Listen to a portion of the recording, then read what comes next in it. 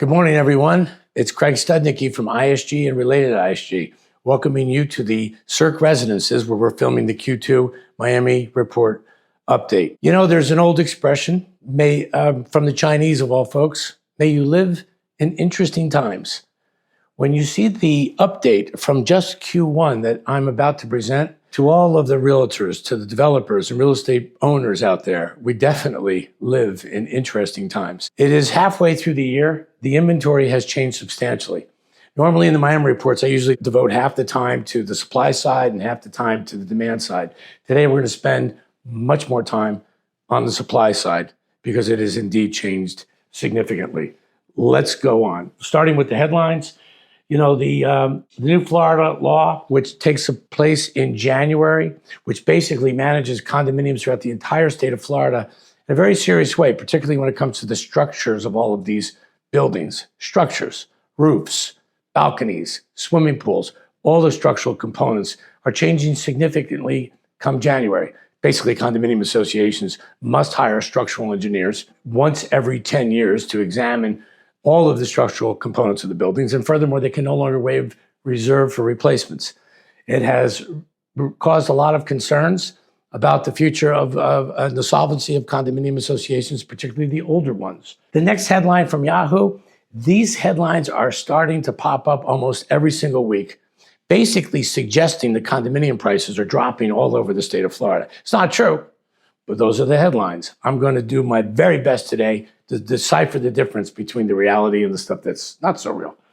And then finally, we have an example of some special assessment issues that are really starting to cause a lot of concern with condominium properties that are 30 years and older. Why 30 years and older? That's the line in the sand that was drawn by the state of Florida because of what happened 3 years ago in Surfside. 3 years ago in Surfside, when a condominium building collapsed. The state of Florida reacted to that accident and perhaps maybe overreacted to the accident, but nevertheless, they created a new law. It's a law. It's not a guideline. It's not a policy. It takes effect this January. The newer condominiums are not so subject to this as the older ones are. I'll explain why in a second. But nevertheless, that law is what has created tremendous dynamic activity, changes, if you will, in the amount of inventory for sale, and for that matter, what's even saleable. Let's get into it. The first one, this is a video that was produced by a young man named Oscar Morales. I follow him. I actually like his videos. He's a pretty bright young man. I'm about to call him a kid because he's a lot younger than me. Take a listen to what he has to say. There's a condo crisis coming to South Florida, and you now have to be extremely careful when buying a unit in an older building. Imagine buying your first Miami condo for $200,000, only to have the building then ask you for an additional $134,000 to pay for repairs. That's exactly what happened to hundreds of people at the Cricket Club condominium in North Miami. This older condo building just proposed a nearly $30 million special assessment for repairs, including roof replacement and other capital expenditures that amount to over $134,000 per unit owner. Why is this happening? Because for the last 40 or 50 years, condominiums in Florida have voted to delay paying for capital expenditures to keep the monthly costs of living in those condos low. The state of Florida has had it and is now forcing a lot of these older condominiums to pay for much needed repairs that have been delayed for decades. This is also going to create a tsunami of opportunities for developers to tap into the land that's under these older condo buildings. It's the reason why my team and I sold an 88-unit condo building called the Carlton Terrace in Bal Harbour for roughly $130 million recently to Related Group, where they're now building the Rivage in Bal Harbour. We're only going to see more and more of these old condo redevelopment opportunities. Oscar Morales made a couple of good points there. I was quite flattered when the Wall Street Journal picked up on the Miami Report Q1, published the story, and interviewed Oscar. They particularly focused in on the Cricket Club, a condominium in Miami, probably close to 40 years of age, requiring special assessments. And that's what gave rise to this particular video from Oscar. He summarized it perfectly. Basically, condominium associations in Florida have been kicking the can down the road for the longest time. Why bother with special assessments? Let's keep the condominium fees as low as possible. But 3 years ago, the accident in Surfside, Florida, building called Champlain Towers, changed all of that. There's no more waiving reserves. There's no more ignoring the reserve for replacement account in the monthly condominium association fees. On a personal note, I live in a building that's 22 years old. My condo fees have doubled in the last 3 years. Yes, we're funding reserve for replacements every single month. The younger condos have already adapted. The older condos, not so much. Now let's get into the changing inventory. And on this, I will be spending a little more time than I usually do because it's a little confusing. Hopefully it won't be in the next 15 minutes. Before 2020, we usually had somewhere between 20 to 25,000 condominiums for sale in Dade, Broward, and Palm Beach counties combined. Oceanfront all the way to the Everglades, all price points. We didn't care. We did, but it's 20 to 25,000 was the normal inventory level. By the end of Q1, we were at 18,000. It looked like we were climbing back to normal levels. And at the end of June, at the end of Q2, June 30th, look at that. You're just over 20,000 condos. Some would say, thank God we're getting back to normal inventory. We're getting back to more of a fair contest between buyers and sellers. It's no longer a seller's market necessarily. It's no longer a buyer's market necessarily. When you get north of 20,000 units, you got a fair fight, a fair negotiation. The playing field is level. Choose whatever cliche you'd like. At 20,000, it looks good. Not so fast. We did a deep dive and we aged these condominiums. And I tried to suggest that in Q1. I'm suggesting it even more profoundly now. When you look at the inventory that's less than 10 years old, we went from 812 to 709. That's 709 condos in the Tri-County area, less than 10 years old. I'll do a deeper explanation on that in about 60 seconds. 10 to 30 years old, we went from 2,133 to just under 1,800. If you're over 30 years old, this is where you saw the biggest spike in inventory. You went from 15,000 up to just under 18,000. The 17,796 that you're staring at, that is 90% of the 20,000 condos that are currently in MLS in Dade, Broward, and Palm Beach County. 90%. 90% of all supply is over 30 years of age. And I can assure you that that inventory is almost meaningless for all of us right now because most of those condos, over 90% of those condos, are all subject to significant special assessments. Let's do a little deeper dive by age. 0 to 10. We went from 812 to 709. There's a woman named Athena Rosano, Senior VP of ISG, that does all of the research for the Miami report. And when she showed me this data, I said, come on, Athena, you're telling me we only sold 100 units in April, May, and June in the Tri-County area? No way. Well, she cleared it up for me. Truth is, we sold almost all of them. There were 812 units for sale as of March 30th. We sold 713 of them in the last 3 months. We added another 610. The average was close to 237 sales per month. There's an old expression in real estate. The buying public always tells us the truth. They tell us where they want to go in terms of neighborhoods. They tell us what types of units they like to buy. The Miami report, amongst other things, tries to hold up a giant mirror and reflect back to all of you what the buyers' preferences are. Clearly, the buyers are reading. They're hearing about 30-year-old condos, the fear of special assessments, and they're asking every realtor, please don't take me to a special assessment building. Send me someplace else. And someplace else is something that's less than 10 years old, maybe something that's less than 30 years old, but not something that's more than 30. So here's an example of what's happened in just the last 3 months. You sold 713 of them. You added 610. You now have 709 units for sale. What did it do to pricing? You have a 9% increase in all condos, Dade, Broward, and Palm Beach County in the first 6 months of this year. If that was an annual appreciation, you would probably be really impressed. Folks, this is 6 months. What will the next 6 months look like? Probably a lot like the last 6 months because the buyers are asking the realtors to take them far, far away from special assessments. And a younger condo, 0 to 10 years old, that's safe ground. And you can see it by the numbers. The next category would be 10 to 30 years old. Still not subject to the major special assessments that the older condos are about to face, and consequently, pretty attractive. It's something that's less than 30 years old. The amenities are still sort of modern. The ceilings inside the units are high. The kitchens and baths are nice. Well, here's been the result. We had 2,100 condos for sale at the end of March. We sold almost all of them in the last 3 months. You sold 1,985. That's almost all of them. You added 1,600, you averaged over 660 sales per month, April, May, and June. This is all in reaction to, I don't want to hear about a special assessment. What was the result in pricing? These are up 7% in the first 6 months. Kind of like what I just said about the younger inventory that's less than 10 years old. It's up 9% in 6 months. This is up 7% in 6 months. Again, if this was an annual appreciation, anybody that bought one of these would be thrilled.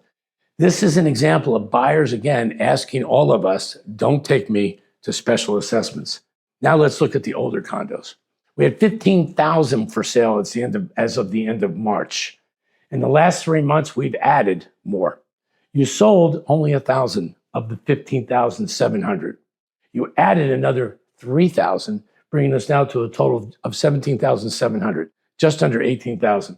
Didn't sell very many of these. Again, most of these are subject to special assessments. And God knows what may happen in January. I'll explain that in 1 second. In January, when the structural engineering companies get hired by state law to do a forensic audit, if you will, of the entire physical structure of all of these condominium buildings. This is sobering news, and this ties into a lot of the headlines that you're reading online, and even sometimes some videos from brokers are suggesting that condo prices are dropping. They're partly right. They're partly wrong. If it's over 30 years of age, this is where they're right. This is a little sobering because the condo prices are down just under 20% in the first 6 months. This is all based on the fear of special assessments. And it's a valid concern because they're coming. This is the recap of another recap of everything I just presented. You know, I'm now, and any real estate broker that tells you they know exactly what's coming with these older condos, tell them to slow down, because all of us are in uncharted waters. This is unprecedented times, all based on what happened 3 years ago. When you hire a structural engineering company to examine the structural components of the buildings, common sense says they're going to find a lot of things, which means special assessments, as bad as some of them may appear right now, I think we're just getting started. I think the numbers are just going to get bigger. The younger condos, and this has been asked of me, will they ever be subject to the same problems that the older condos have? No, not really. Some might, but most no. I'll tell you why. First of all, the condos that are less than 10 years old are in great shape. They're brand new. Secondly, almost all of those condominium associations have already adjusted. They've already increased condo fees in the last year or so to include reserve for replacements, subject to this new law, which takes effect in January. The same is kind of true with the condos that are 10 to 30 years old. I live in a building, as I said, that's just over 20 years old. My condo fees have doubled in the last 3 years. Yes, we've adjusted to the new law already. We've got money in the reserve for replacement accounts, which can no longer be waived by any condominium association anywhere in the state of Florida by law. Once again, we're back to those 30-plus-year-old condos that are indeed in trouble. You know, I told you at the outset of this supply inventory presentation that normally before 2020, we had anywhere from 20 to 25,000 condos for sale in Dade, Broward, and Palm Beach counties. When you add up the amount of condos that are for sale that are less than 10 years old and then less than 30 years old, you've got just under 2,500 condos for sale in the Dade, Broward, Palm Beach County area. The stuff that's 30 years old, everybody wants to sell them. Nobody wants to buy them. Even mortgage lenders are shying away from them out of the fear of that black hole in space called special assessments. Yes, we live in interesting times. We are dealing with, indeed, the historic low of condos that people really want to buy. Remember, the buying public tells us the truth. They're the ones that are asking the realtors to take us to newer condos that are not subject to these special assessments. Well, as of today, you have 2,500 of them. What will it look like in 3 months? Probably a little tighter, because I have a very strong feeling that the next 3 months are going to look a lot like the last 3 months. Third District Court of Appeals. My friend Omar Morales suggested in the video that these older condos make for a ripe opportunity for big developers like the Related Group to come in and buy out all these older condos and knock those buildings down and convert them to brand new, shiny, gleamy, beautiful high-rise condominiums in the 21st century. This past March, the Third District Court of Appeals in Florida said, not so fast. Not so fast. The Third District Court of Appeals, to make a long story short, made a new law requiring real estate developers to acquire 100% of the units in any building before a condominium association could be terminated, or in other words, a building could be bought out. Again, common sense. It's very difficult to get 100% of anybody of a group of people to agree on anything. I can tell you as a matter of fact that the big players in South Florida backed away from all of these potential buyouts for that reason. 100%, forget it. If you can get a prepackaged older condo that is 100%, you have 100% agreement by all the unit owners, yeah, very attractive buyout opportunity for real estate developers. Few and far between, pretty much non-existent at this point.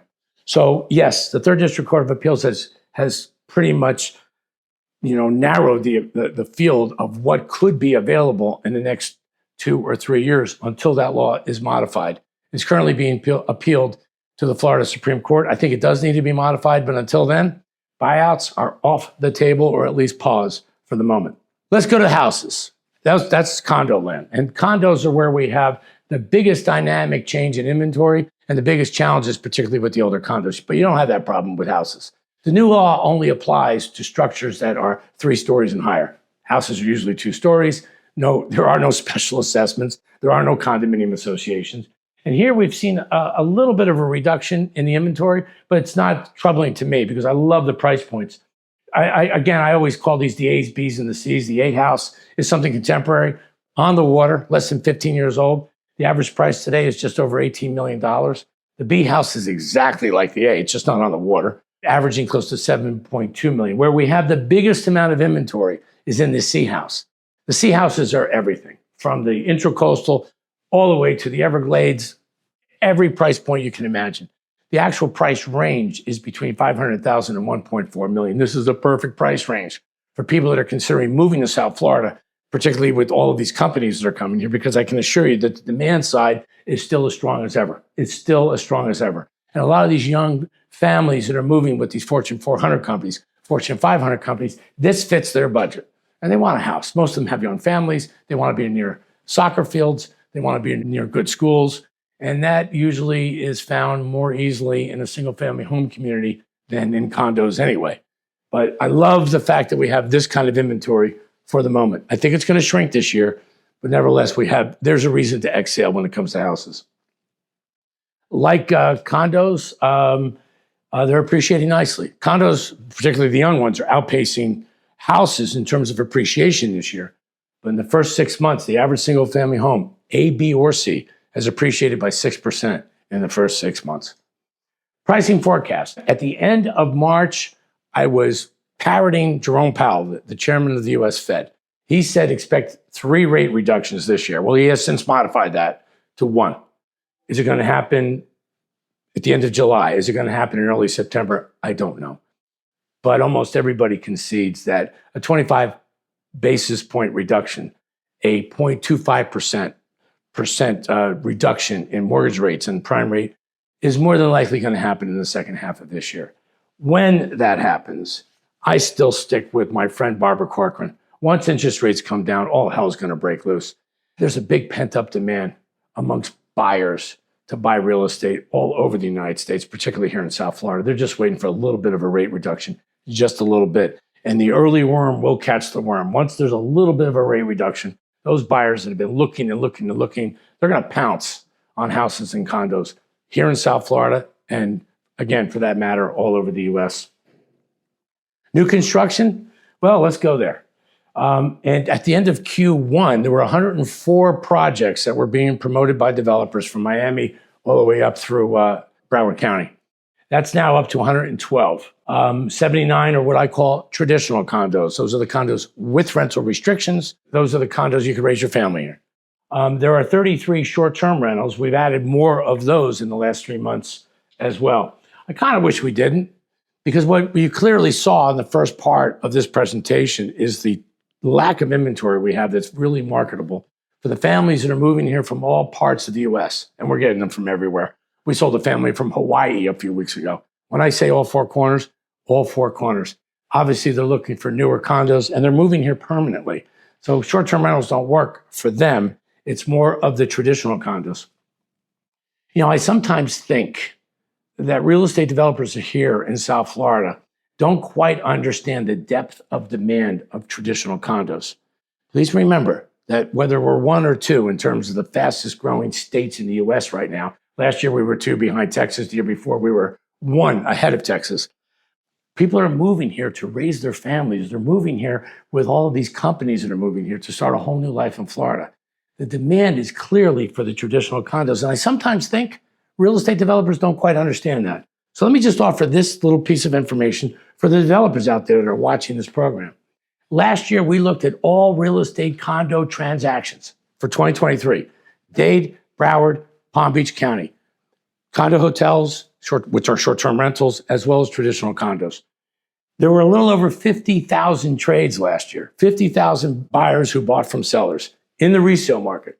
49,005 were traditional condos.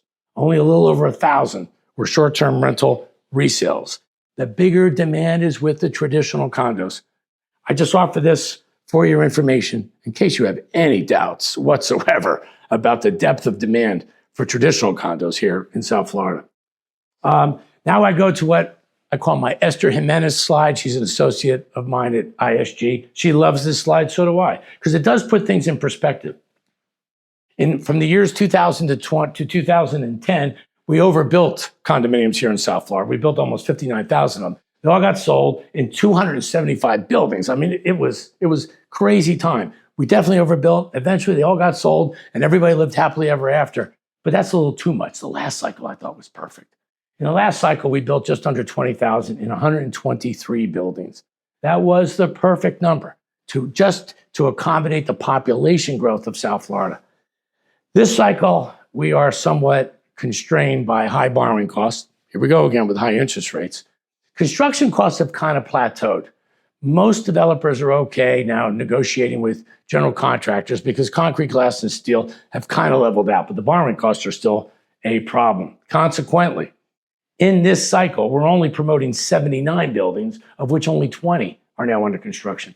I think at the end of Q1, there were some 3,000 condos that were going vertical. Now it's up to 4,100. I want to pay big congratulations, if I may, to the developers of the Waldorf Astoria in downtown Miami. Congratulations to PMG, to S2, and to their partner, Graybrook. This is the very first 100-story project ever to be developed in the city of Miami. So you've done a couple of things. You're not only going to permanently change the skyline of downtown Miami, you've given us another example of how popular Miami on a world stage has become. Congratulations. Well done, boys and girls. We now go to demand. This is going to be the shortest part of today's recap of the Miami report because we've covered this before. And the real changes that took place in the last 3 months have to do more with supply than they do demand. You still have over 204 companies moving to South Florida, most of which are Fortune 400 and Fortune 500 companies. I offer this slide just to give you kind of the big picture on demand because some of you realtors have said to me, hey, Craig, have you noticed things have slowed down a little bit in the last few months?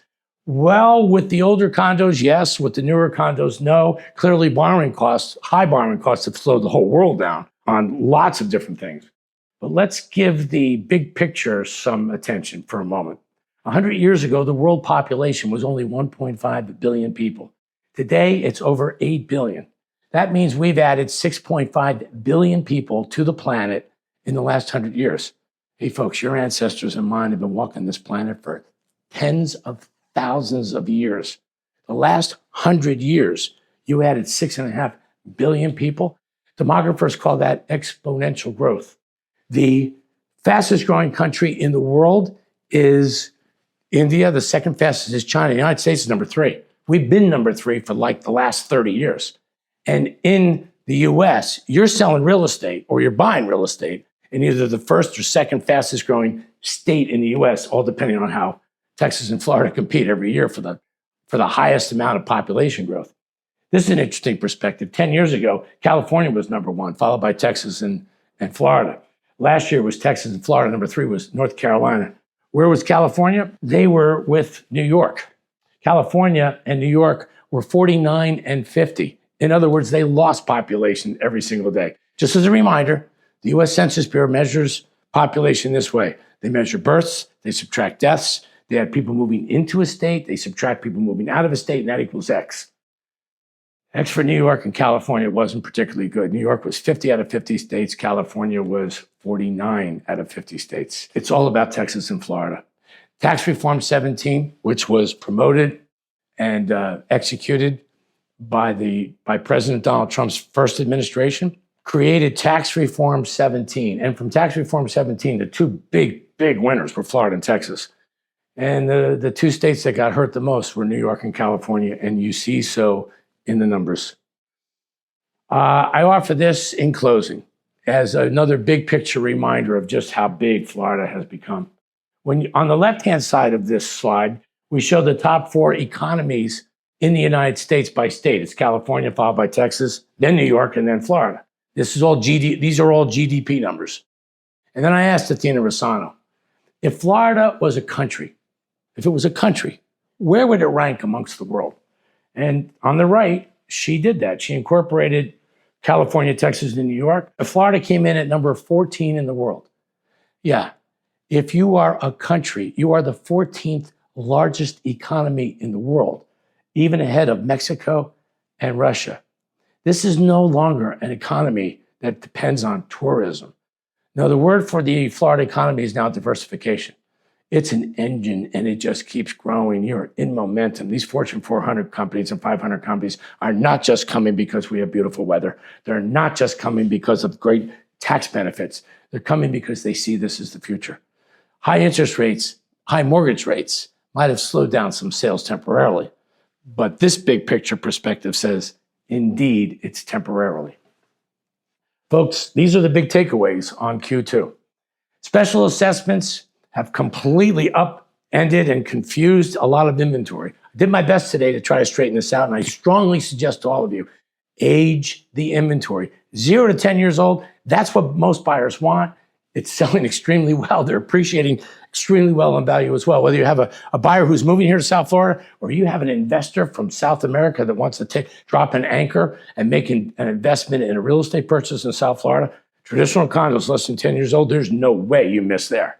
10 to 30 years old, not bad either. Not bad either. Over 30, the deal on special assessments is real. And as I said earlier in this presentation, when condominium associations by law are required to hire structural engineering companies to examine proactively all the structural components of all of these buildings, then expect that the special assessments that you've been hearing about get bigger. That causes without a doubt, historical low of inventory. If you're looking for a condo in South Florida that's less than 30 years old, you have 2,500 to choose from in the Tri-County area. Yeah, that's less than 1,000 condos per county. The growing economy, you're 14th in the world, baby. That number is going to go to 13 and 12 in just a few years. The economy of Florida is burgeoning. It is dynamic.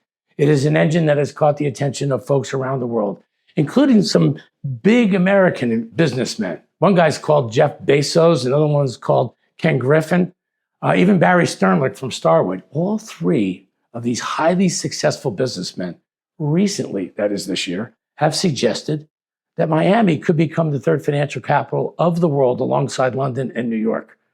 Maybe if you told me that 20 years ago, I would have thought that was a little bit of hyperbole. I don't anymore, because Brickell Avenue by itself is the capital of all South American banks. And in fact, there's more concentration of banks in Brickell Avenue than any other city in the US, including New York. So could Miami find itself alongside New York and London in the future? I have to agree with the previously mentioned 3 gentlemen. Folks, that's the end of Q2. I certainly look forward to seeing everybody at the end of September. If you're asking me what do I think the next 3 months will look like, probably a lot like the last 3 months. But of course, I'll be a lot smarter by the end of September. Until then, I wish you all have a great summer of 2024. Always wishing you the best of luck. I'll see you at the end of September. Bye-bye.